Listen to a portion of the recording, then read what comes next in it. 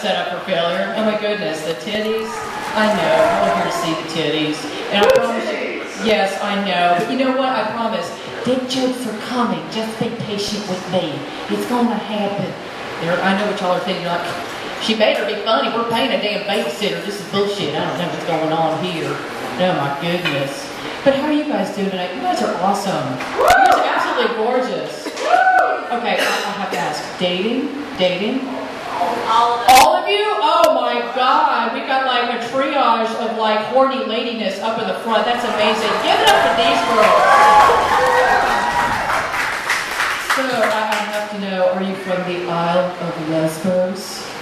Yes. Yes. Okay, let me tell you something, girls. I am jealous of lesbians. And here, no, I am. I'm jealous of y'all, and I'm going to tell you why. You guys can do magical tricks that I can't do. I mean, like, when you go out, whether it's maybe to a demolition derby or a rodeo, or wherever you go to fall in love, whatever it is that y'all do, you can confuse the patrons. They don't know what to think. Well, shit, I don't know who they are. They look like cowboys, but they drove here in a Prius. I don't know what's going on. I don't know what's going on. Goddamn Prius! Oh my God! Yay! Burgers! Oh my goodness. I'm just glad to be here because if I wasn't here, I would just be at the Sheets in Davidson County trying to smoke cigarettes and get pregnant. I don't have any purpose. I don't have anywhere to go. Just maybe do some bath salts with the dudes. I don't know. I can't afford more crack because I work for I mean, there's this, what are you going to do? Because there's no dignified way for me to be this age and just like go out by myself. Like, I'm 38 years old. Give it up for me for being 38. You know, it's like, you know, one of the choices, like what's on the horizon is I might be like one of those aging women that has the boobs bouncing off the kneecaps and those like chunky spangled jeans, like, cry while I give a blowjob. I don't know, that might be my future. Yeah, I hope not. I really do. I hope not. I love doing stand-up comedy. I just want to give yourselves a round of applause for supporting this, for supporting live entertainment, comedy, variety shows. You guys are awesome. See, my mother will not come to this show, and I have begged her. I was like, I just want to tell dick jokes to pay my rent. This is my dream, and we should share this together. This is something that we should share. And she's like, well, I think that language is a little bit much for your mother.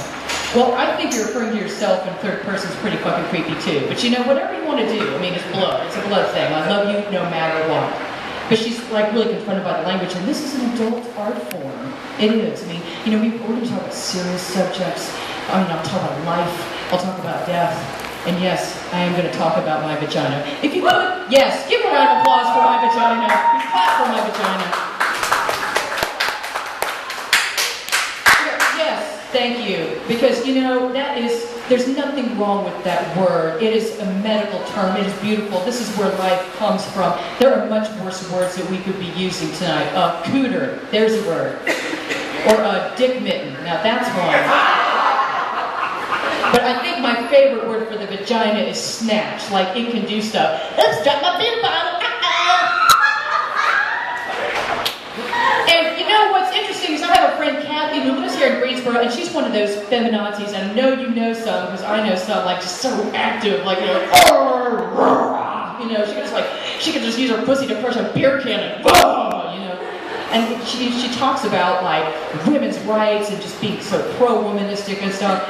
And she did this article on Facebook, and she goes off into, well, if I could shoot bullets at my vagina, would you take my women's rights seriously then? I was like, well, honey, maybe if you shaved your underarms, people might take you seriously then. I don't know, it's just a stretch, just a little something. I don't know. But I was thinking about this, and I was like, you know, if my vagina actually had a superpower, besides chasing away emotionally available men, which it already does, what would that be? And it wouldn't be shooting bullets, no. I would shoot ping pong balls. Like those girls in Thailand. That's what I want to learn how to do.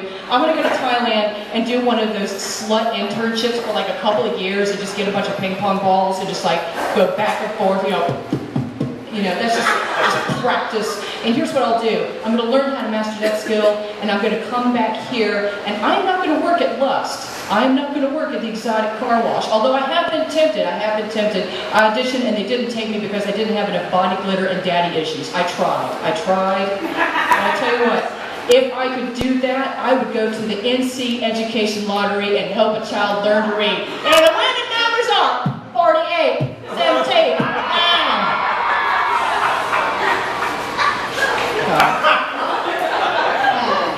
Yeah, my poor mom. My life doesn't make sense to her. I don't know if you guys ever deal with that, where your parents just you just don't make sense to your parents. But they're so hopeful, aren't they? They are so hopeful. My mom's like, when am I going to have a grandbaby? Well, when the condom breaks. How about that? Yeah, that's how that works. Because she doesn't understand what dating is like for me. It's just, those websites are freaky. It's plentyofreaks.com, whatever the sites are called. And my girlfriend's like, well, Cabell, you really, for dating, I think it's good that you do stand-up comedy because laughter is the most important thing in a relationship. Well, that tells me you never got decent head in your life. That's what that tells me. Thank you for sharing that.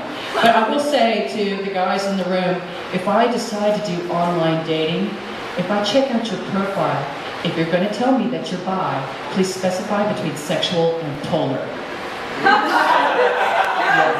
Yeah, I don't know. And it's hard too because when you get older, the dating changes. Ladies, you look young, you look youngish, and I'm going to give you some advice. Fuck everything. Just fuck everything you see. I'm telling you, yes, because it changes. Those salad days that you're living out now of getting drunk and fucking on the golf course, kiss that goodbye when you get older. It changes. Yeah, when you get older. Yeah, I get to date bitter divorced dad. Oh, that's a good time. Bitter divorced dad. And I love going to your place when you have the kids for the weekend. That's amazing. Have you ever done it in time to children's cartoons? Who lives in a pineapple under the sea? SpongeBob SquarePants. Yeah, good times. Absolutely. I don't know. But anyone hate their job? Anyone hate their job? Yes? You do? Honey, what do you do? Oh, you got a sugar mama. That's nice. I should only be so lucky. I actually have to work. I work retail. Huh? I'm well kept. Are you well kept? Oh my God, please write a book and share it with me. I want your ebook link. I'm going to talk to you after the show. That's amazing. Because I work retail. I work in the mall when I'm not here. And let me tell you what, I'm ankle deep in human idiocy every day. The way people freak out. Oh my God, the way people freak out. I had this woman, she was screaming at me because she didn't like how I swept her credit card. She goes, I don't like how you're flashing that card around. I was like, ma'am, is there a problem? You don't just flash that card around. Someone might see the number and steal my identity. Yeah, because so many people are in line to be you. I don't care if someone steals my identity because chances are they're going to do a lot more with my life than I ever would. Knock yourself out. Knock yourself out. And then I had another lady that was freaking out because she kept beeping when she was leaving the store. She goes, I keep beeping when I leave the store. What happened here? And so I said, we just left a sensor tag on the merchandise and we're sorry for the inconvenience and we will check that for you. Now, you don't understand. I do not so want to tackle me from your place of business and accusing me of theft. I said, ma'am, Dog the Bounty Hunter does not work here. And she said to me, no shit, oh, I wish he did. I think Dog the Bounty Hunter is so sexy, don't you? Well, actually, I'd rather blow an AIDS monkey in a bubble fart. But thank you so much for sharing that. That was absolutely amazing. And it's really weird when people try to reach out to you at work and share, and you just can't relate to them. I have a lady that works on the 3rd floor. We're just going to call her Bra Lady. So Bra Lady was really excited because she got the box set of the Andy Griffith DVDs. Wow. And she couldn't wait to tell me about it. She's like, do you ever watch Andy Griffith? I go, no, because I'm alive. So I gotta know, are you guys gonna do the freaky deaky after the show? You're gonna get wild and naked and crazy? Oh my goodness. Believe it or not, I was in a threesome once. I was, and it was a total disaster. It's like one of those things. It's like those horrible fake infomercial pop-ups on the internet where it looks really good, and then once you get it, it's just horrible, horrible. What ended up happening was that the two people that actually wanted to fuck each other, are like down there and just like, humping and bumping like wildebeest, and I'm just sort of awkwardly standing around like, do you want some water? Do you want me to check the temperature? It's really kind of hot in here. And it's terrible. So what am I supposed to do? Just like feel my titty and surf the Netflix. That's what ended up happening all night long. All night long. I remember once I did a show at a swinger convention. Now, let me tell you something. When you've got 57-year-old adults walking around in dog collars and fishnet body hose, you don't need me for the comedy. I don't know what the fuck I was supposed to be doing there.